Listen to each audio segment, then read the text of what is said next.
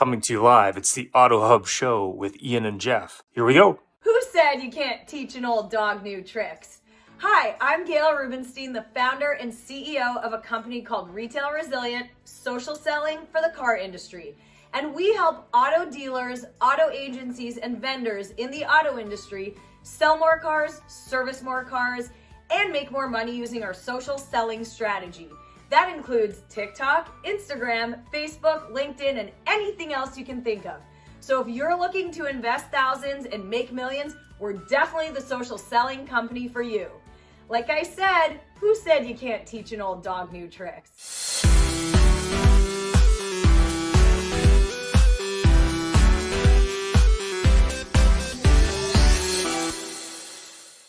I was at Larry Foman's seminar. So happy I came, having such a good time. Thank you so much, Larry. One of the best trainers in this area for sure. I don't know about anywhere else, but as far as I know, he's the best. So, told you twice. Take advantage. Thank you for having me here. I'm at Larry Feldman's seminar, and what I found is that what he's really good at doing with his knowledge and with his training, he's not filling a bucket, he's lighting a fire. Ways to improve. Every month we want to improve better on what we did the month before, maybe the year before. It's about how fast we can get the cars done with quality work to get it to the front line, because that's where we make our money. And the bottom line is the longer it takes, the more money you spend. We want to get it down as low as possible. Right now, like I said, we're in a great stage. We're at 4.5 days. In recon, we want to know how quickly we can get the cars out of the recon process and to the front line. The average days in recon and then the time to line are the most important things that we look for. I'm Mike Burrell. I'm Service Director at JM Lexus.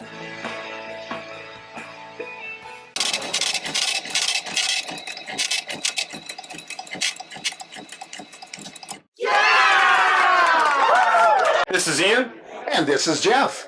and we're here from the AutoHub show. We're doing an ambush interview. So, just want to introduce the gentleman we just met, and it is Paul. Sorry, he is Paul. And we're just in a Becky Chernek room, talking a little bit about financing cars. So, maybe you can introduce yourself. If I can stick my nose here, we must acknowledge the fact that this has got to be the friendliest dealer here because it's from Friendly Auto Gallery.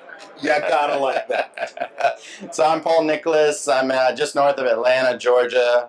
Been an independent dealer for 7 years, but I've been in the auto space since 2001.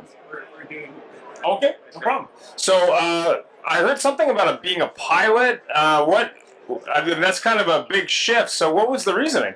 So I was teaching people how to fly airplanes, and one of them owned a bunch of franchise stores.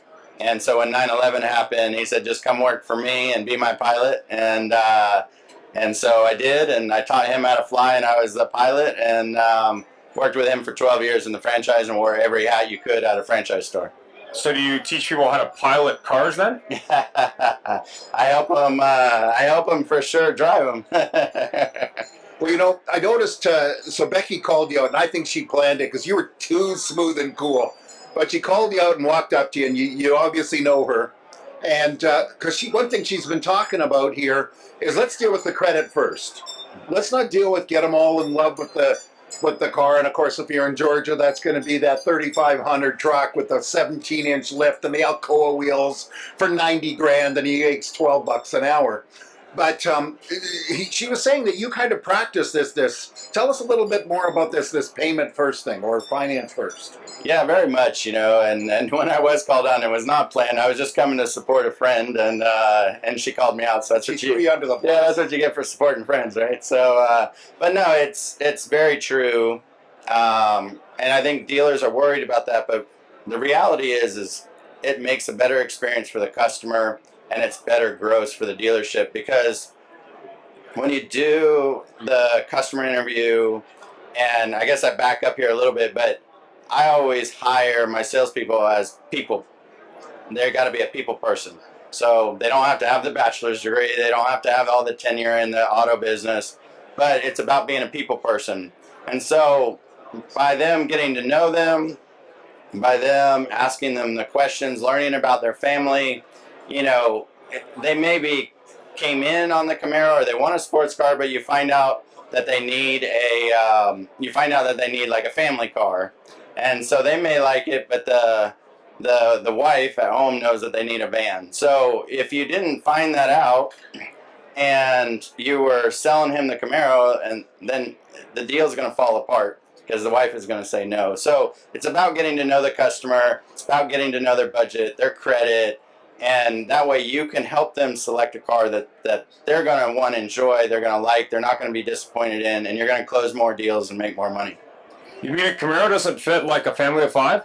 No, I think we can all, maybe if you installed something in the trunk. Well, you know, I can't tell you how many times somebody's gone home, taken delivery of that Camaro. They pull up, honey, look what I got. And they're on their way back to the dealership. And it's funny, the old days was, of course, it'd be like, you know, right out of the movie Suckers, which I'm sure you've seen. Is that your name on the bottom? You're an owner? Get the heck out of here. A little different world, but it's funny how we have to do that. We have to get to know the customer first. I love how you said that, because when I used to train salespeople, I'd literally have a recording of that song, "Getting to Know You," and they'd laugh, and then they kind of realize, because there's nothing worse than selling somebody what they want, which is important, but do they need it? Can they get it? It's also a very big deal. What do you do when you got people that say, but you're I know you hire your people, not your salespeople, people. What about when they kind of say, hey, that's what they want? Yeah, well, you prove it to them, right? They had that customer that come in on that Mustang, that Camaro, and so they worked the whole deal themselves, thinking that they were doing the right thing.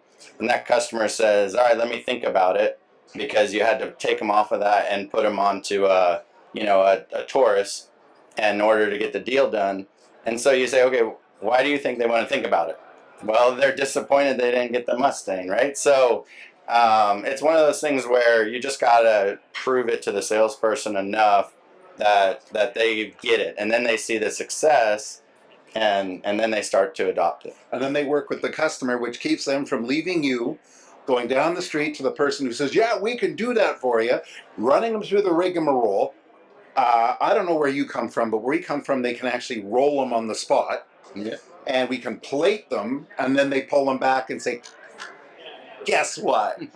You don't get it. Goodbye. And they're, then of course, it's a little too late. Yes. But perfect. Thank you so much for taking the time. We do appreciate you for just allowing yourself to be ambush interviewed, and Twice now. twice now. Yeah, well, this is the interview. That was like, I'm never going to go talk to her about why she went and threw you under the bus. So thank you so much, Paul. It's been a real pleasure, and I really admire the way you do business. Good for you. Thank you. Thank you very much. Yeah, thank Good you. luck on the pilot mission.